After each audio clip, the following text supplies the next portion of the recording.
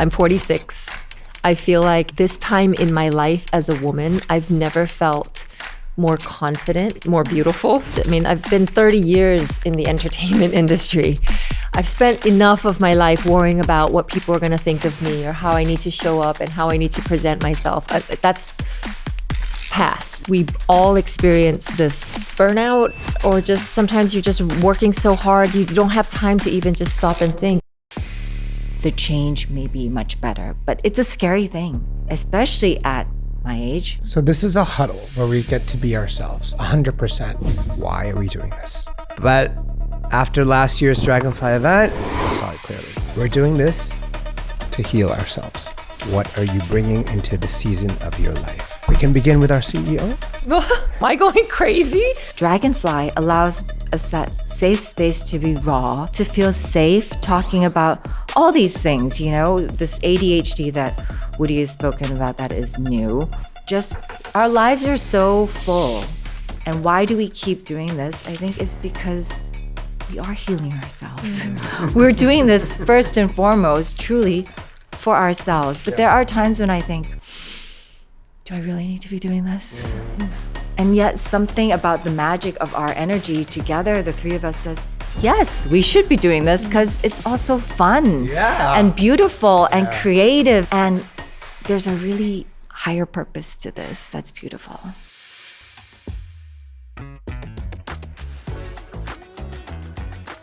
So before we begin, I want to start by reading a letter. And you know why? Since learning more about myself and being recently diagnosed with ADHD, I've come to realize that reading things I've written helps me stay centered. And the other day I did this to you guys as well, and you remember. It helps me express what I really feel without spiraling into anxiety or losing my words. So this isn't about, being polished. It's just, I want to be honest. Here we go. And I'm daring enough today to say it out loud. Yes, I have ADHD. It's not brand new, but I'm just beginning to understand it, and more importantly, to embrace it. And I have Mother Cindy, who's taking care of this baby ADHD and baby whatever that's ADHD next. And we'll talk about this later. Baby. So this letter is where I begin. I want to thank you both. We're here because something real brought us together. I keep thinking back to that moment the three of us sat together in a huddle at Pam's house and opened up. That moment reminded me of why Dragonfly exists. Pam had the vision to create a space where people could feel empowered. Then Cindy joined, and then I came in. Now, to be honest, I asked myself, why are we doing this? We each have full lives, full careers, families, kids, marriage. But after last year's Dragonfly event, I saw it clearly. We're doing this to heal ourselves. And everyone who joined us, they're the bonus. That's the truth. Dragonfly was never meant to be about showing up as who we think we're supposed to be. It's not about our persona. It's about our personhood. That's what I value in this friendship. That's what I believe the space is for. And maybe that's why we've stayed close for so long, since elementary school. So now, with this project, I just want us to be real, super real right here. And I want people to hear our stories, not the perfect versions, not the rehearsed ones, but the ones that reflect who we really are right now. Out of all the shows I've done, this is closest I've ever been to just being myself. Not the host, not the fixer, not the hero, not the one who has all the answers, just me. So let's not worry about how we sound or how it looks. Yes, the lighting is nice, the cameras are great, the recording is good. The point is... My necklace is wrong. The necklace is here, the dragonfly necklace is here. That's not the point. The point is this: our truth, our intention, and our presence. Maybe this becomes something bigger. Maybe we call it the Dragonfly Huddle because we don't have a name of this show. I don't know. Dragonfly Talk, podcast. I like Huddle. Okay, because everyone who comes to join us, we can huddle, right? And cuddle. And cuddle, yes. and cuddle. But even if it's just this moment, that's already enough for me. So clever. So, and yes, we might share this with the world so people can see what we're building and who's coming to the summit. But before we get to any of that, I want to start here with you. Where are you right now? How do you feel? What are you bringing into the season of your life? I'm just really happy we're doing this together. We can begin with our CEO. Consider Wow. Oh my goodness. How do I follow that? Thank you, Woody. That was beautiful. That was beautiful. I'm so grateful for you. I'm so grateful for you. I'm so grateful for this Safe motley space. crew of people. Like, what? How did we even get here? It's such. That's a story in itself. But I mean, and we're so different. Yeah. I mean, the personalities sitting at this table completely different, and maybe that's why it works. Maybe there's magic there because we complement each other in ways that just fits. You both are quite visionary, and you like to dream big, and that's amazing. And I kind of pull you guys back down sometimes and be like, how do we make this work? I don't know. It's just. I love this journey that we're on. You were saying, why are we doing this? We're all so busy, and perhaps there's a reason there. It's because we're so busy. Our lives are so full. We all experience this, burnout, or just sometimes you're just working so hard you don't have time to even just stop and think. And maybe that's the universe is saying, here, perhaps this is something for us to heal. But then in our healing and in our transformation, it's something that we can also give as well. Well-being is not personal, it's a collective. And then whatever we're doing and helping ourselves, hopefully that ripples out into how we show up in the world.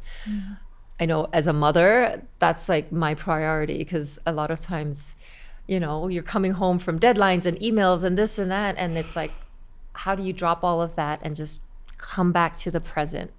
It's tough. It's a work in progress. Ask my kids. Mom still has moments where, I get distracted or disconnected, but that's where the work lies. It's those little moments. So this is a huddle where we get to be ourselves 100%, as much as we can, although there's cameras here and all, but where are you now? Personally, I'm in a really good place. I'm 46. I feel like this time in my life as a woman, I've never felt more confident, more beautiful. You are. And there's like a whole conversation about, getting older and this and that. But, this is something that I deeply feel I'm in a time in my life where I'm stepping into my power like so fully, without all these, need to be perfect or polished. I mean, I've been 30 years in the entertainment industry. I've spent enough of my life worrying about what people are going to think of me or how I need to show up and how I need to present myself. That's past. Now I really just want to see how I can serve and bring value, not just to my life, but to others. And so this year I don't know if you guys feel it, but apparently it's like a really big energy year. Yeah. Oh, yeah. There's a lot of shift going on, and I thought it was just me. I'm like, am I going crazy? Because there's so much. I mean, it's like, what are we? We barely started May. May. Yeah. And it's been like, I feel like we've lived a lifetime just in this year alone. You guys know what I'm talking about. And so there's a big shift. But then how do we make sure that the shift, even though there's all this disruption and chaos, I feel like it's for the better. I truly believe this is a year of transformation for me and for all of us, and I'm here for it. And I want to note on that the big shift happening in 2025. I want to bring that to the table as probably one of the main points of our conversations that would benefit so many people watching this out there.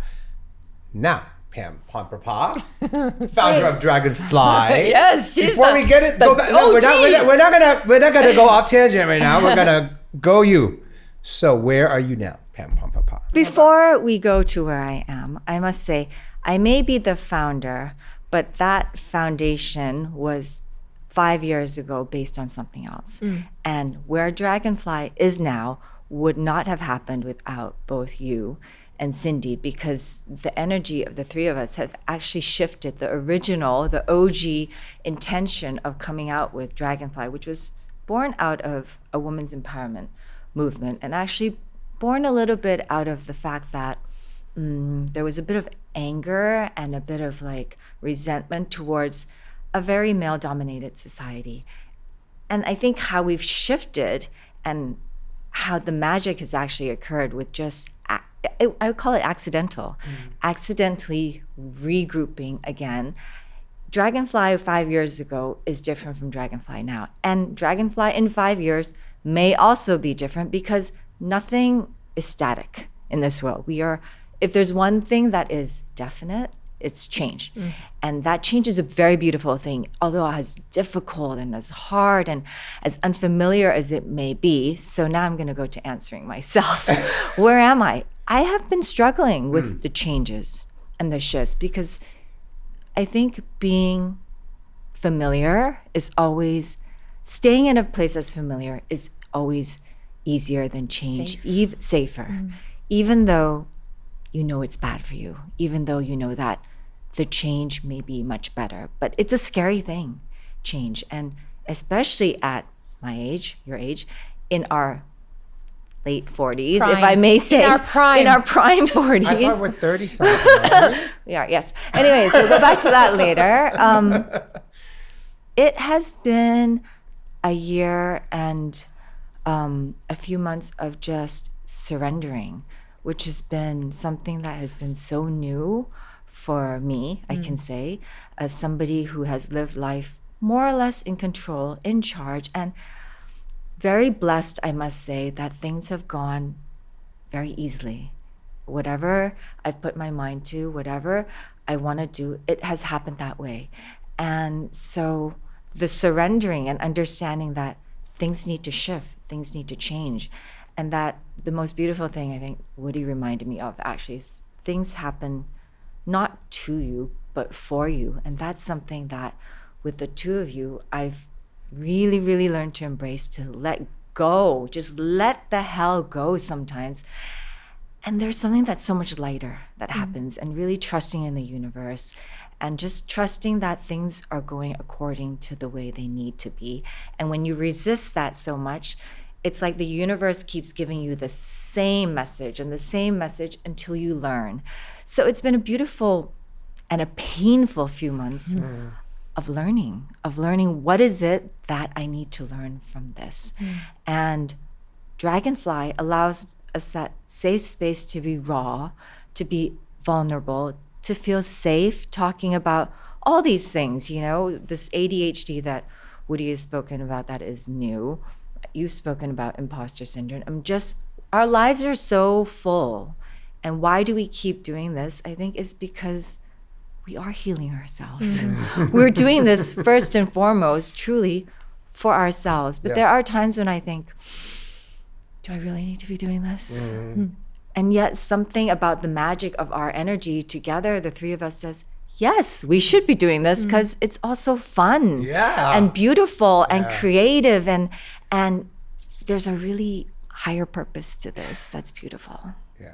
We get to share us where we are at this point and probably bring up something interesting where I think it should be stuff that we went through and we can share. And in the future, we can invite more people, and our circle, it's growing, right? Can I also just say that, you know, that saying, surround yourself with people who bring you up and lift you up, and with that positive energy. And personally, for me, every time I'm around the two of you, I just feel a little bit better. Actually, a lot better. It's so important. You think that it's like, but the people that you are most close with, your energy feeds off of them. Yeah. And sometimes it's hard because you don't get to choose, you know, but you can actively put yourself in the presence of people who do genuinely uplift and care for you. And And the opposite also happens when you surround yourself with negativity. For sure. You just feel drained. And so I am truly blessed to have the two of you. Thank you. I am grateful to be a part of the circle. I am super grateful that we're friends, and I am so excited about what's going to be happening with our lives. And going back to that big shift that's happening. Since April, after my marriage, I found out from so many people that the stars, during April and May, it'll shift. Like like in Thai, it's called Da Man Yai. The stars are shifting. The stars are shifting. And I'm like, so I interviewed a lot of people about that. Everyone's like, this is natural. It's a big movement where everyone's like, what's happening to me? I gotta let go with the old and in with the new. I was struggling a lot because in terms of my career and the things that I'm choosing to do, and even with the summit itself, there's a lot of pressure, but there's something about myself as a person that no longer serves me. And for me to shift out of that person that needs to always be in control, needs to be perfect, needs to have an answer to everything. It took me so many weeks, and you guys know about my journey, where I had to really surrender like what you did. And this time, I'm slowly beginning to see, guys, where, I see something new about the energy that has come in with my family, my friends, with my staff, with my team as well. And ever since I shared this story with people, everyone has said the same thing. Like they can feel it, like as if this is probably the toughest time for everyone. March, April, May, June. And if you guys feel the same way, please do comment, do share, because we want to read your stories and your journey as well.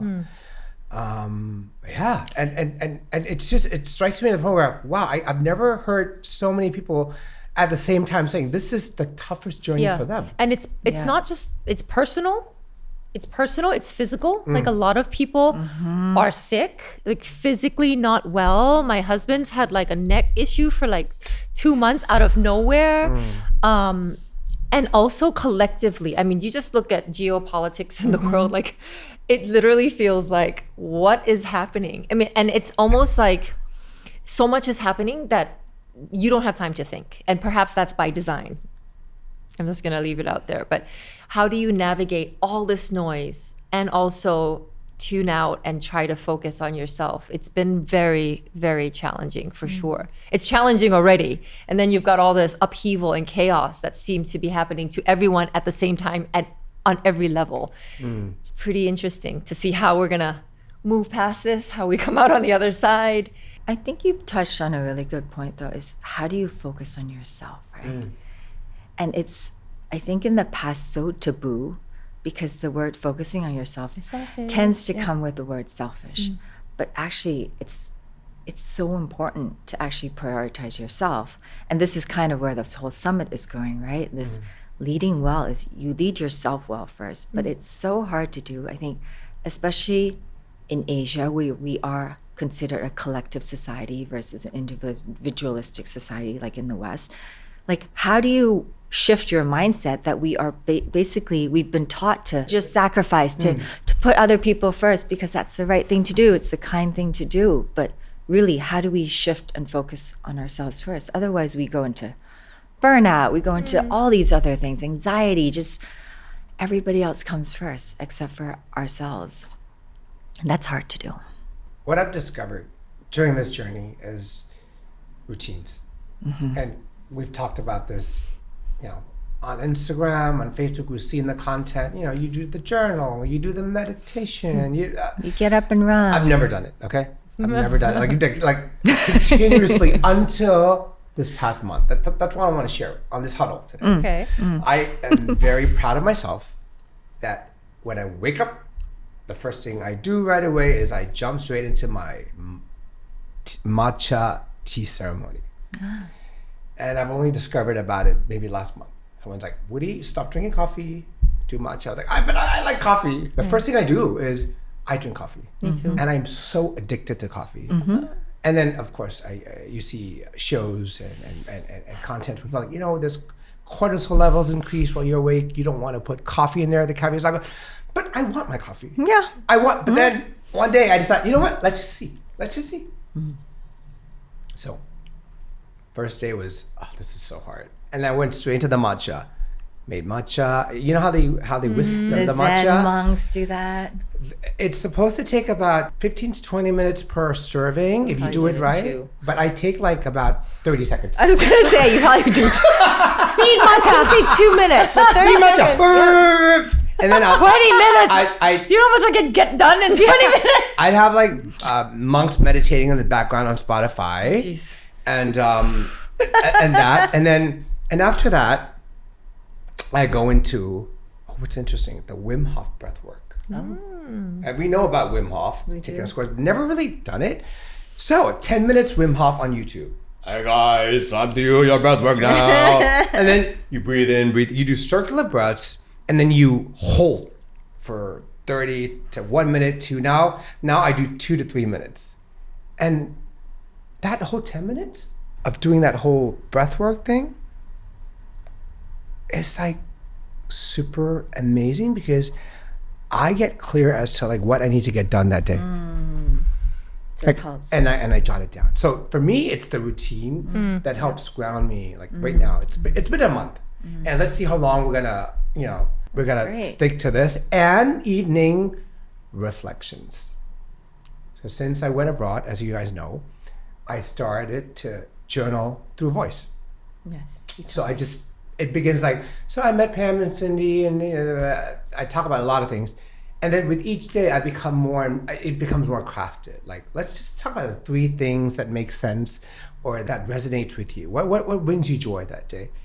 And while I record, and I've been doing this for a month now, I realize, wow, every day, guys, there's always something beautiful about your life. Yes. Something magical, but we look past it. Yes. And we're focusing on whatever that failed that day. Yeah. And we go to bed with that. Yeah. So, like last night, I went through a lot, but I didn't record. I went to sleep. And guess what? I woke up so depressed. I was so depressed.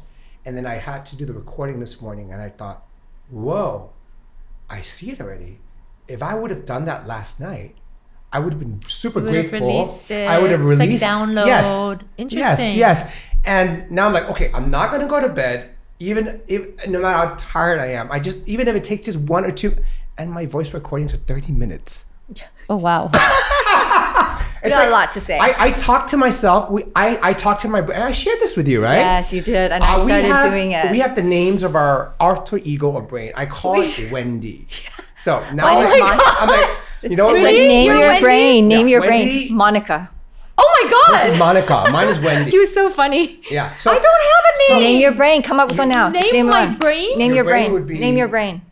Oh, Jesus. I don't know. He just was like Wendy. And Is it Wendy? Screw What you, would Wendy. you call your brain? I don't call my brain anything. Try it. Well, you can think about it. Think about it. Think about it. Think Because once I There's called Wendy and separate Monica. Once I Like called girls? Wendy, I'm like, Wendy, be kind to yourself. That's what I Wendy, you did great today. So I would applaud Wendy. And I would Wendy, Monica, commend. stop talking to yourself. Why Monica? It's my Catholic name. My Catholic name is Carmen. There you go. Maybe call her that. I don't know. So tell me about Saint more Monica. about Monica and how you discovered her, your brain. So we were raised up as Catholics. I have 2 brothers called Pete and Pat. They were easy. They got St. Peter, St. Patrick, but there's no St. Pamela.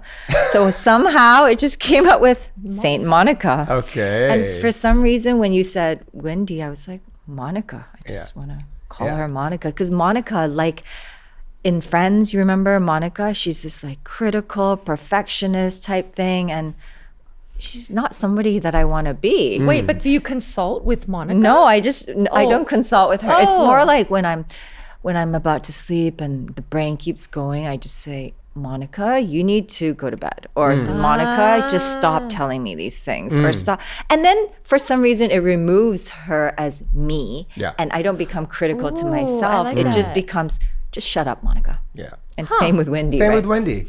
So I would applaud Wendy and I would commend her and I would say, Wendy, stop thinking too much. Okay, shut the hell up, Wendy. Just Exactly. time to sleep. Yeah. But if it's like Woody, and then once you call it Woody, it's just very tiring. Yeah, it becomes you.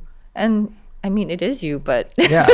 there's something about removing it. I'm going to have to Removing find it. a name. I'll get back to you. Or don't try too hard. I guess Monica. I guess all this is happening during this past few months where we're going through the toughest times in our lives, you know. And Do you feel it's the toughest time in your life? It too? is. Same for I'm me. going to be very honest.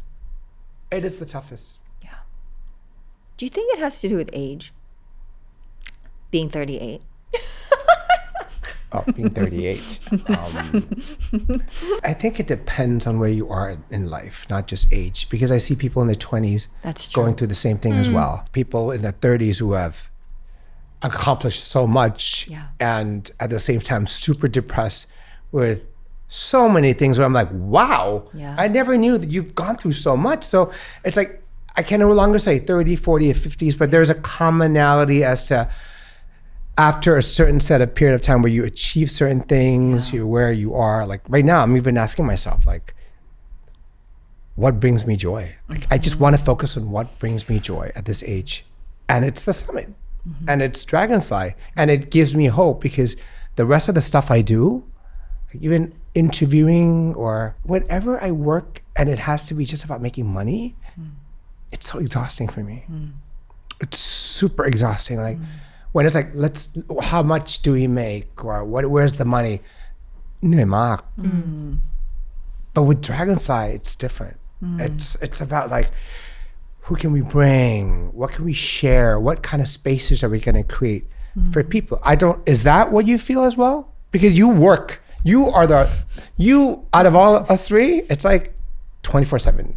Cindy is working. Yeah, I mean, I just remember what we did last year. Yeah. And, no matter how crazy it gets, the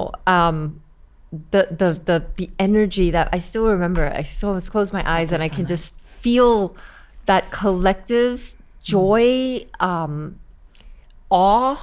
There's a lot of wonder, and that's like love. And it feels like, oh my God, so woo woo. Like if you weren't there to experience it, it's very hard to describe.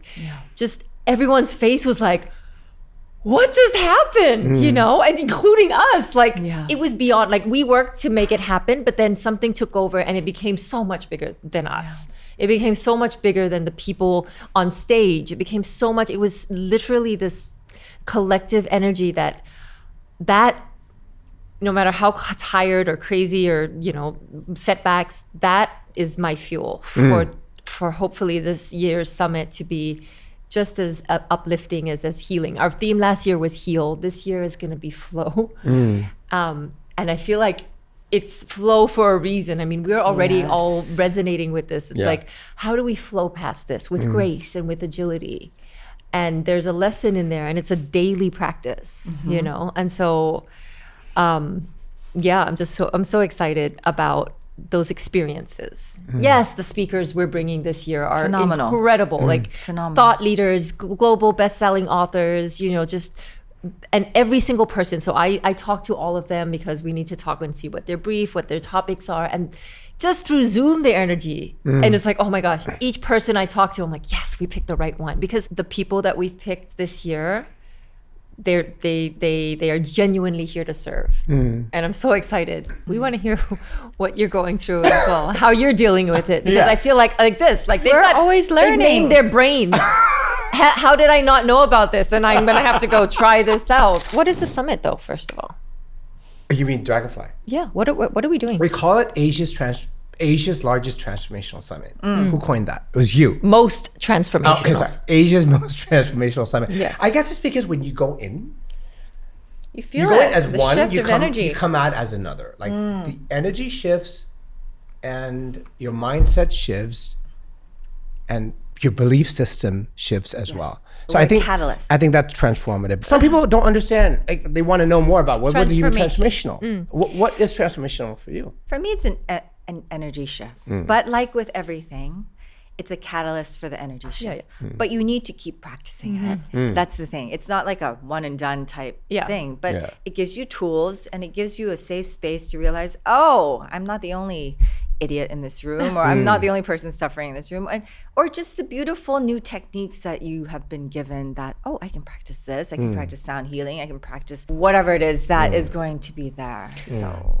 what was your favorite moments from last year? Like, if you had to name it, there were a lot. Yeah. But with time constraint here, just pick a moment or a speaker from last year. Just to recap for people who don't know what the summit is, it's 2 days of, 2,500 people in this space together. We have the main stage where you can hear speakers, authors, incredible thought leaders all over the world. In between, we have interactive experiences from Tai Chi to sound healing. There's another zone where you can go and do meditation and yoga. And then we've got a bazaar where we have SMEs selling stuff as well. So there's a lot happening. Book signing. Yeah. What's your favorite? That's really hard. Pick one. Pick one. Name something that it can be, it has to stand out visually for you. For me, it was Kanho. Because there was something so beautiful about his energy and his singing and in that room, and just you could see people were just so mesmerized by him. There's so many though. That's hard. Like so many. My other favorite was definitely you bungling up with Satguru.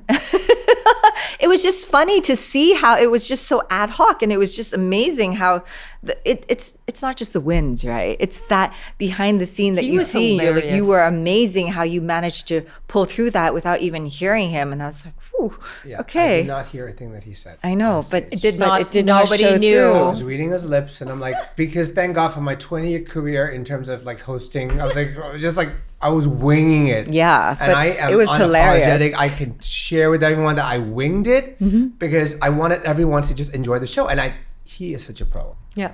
My favorite moment favorite? was when Dr. Shefali spoke about how we all wear a mask and we are the product of our parents. Yes. And I looked to my parents, who was at the summit, sitting right next to me, and they almost teared up.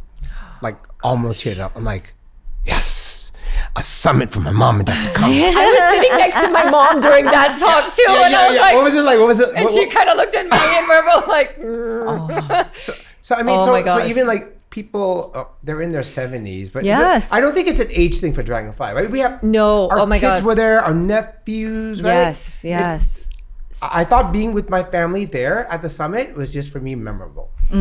So I have two things that I just spring to mind. The first is the fact that Stephen Bartlett Oh my God. sat for 2 hours. I mean, we usually have 45 minutes to an hour for the authors to sign books, which is very unique. I don't think any other summit does that. The No. fact that you get to go and listen to your favorite author speak, then go and have them sign your book and talk to them.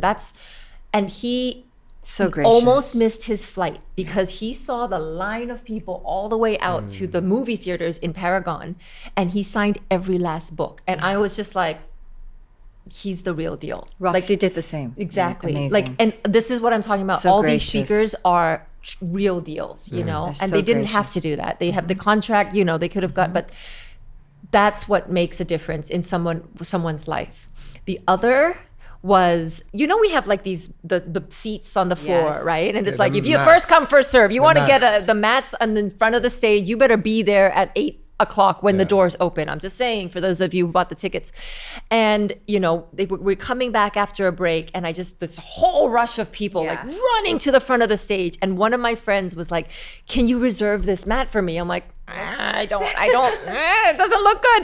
And I'm like, you just gotta run. And she ran up.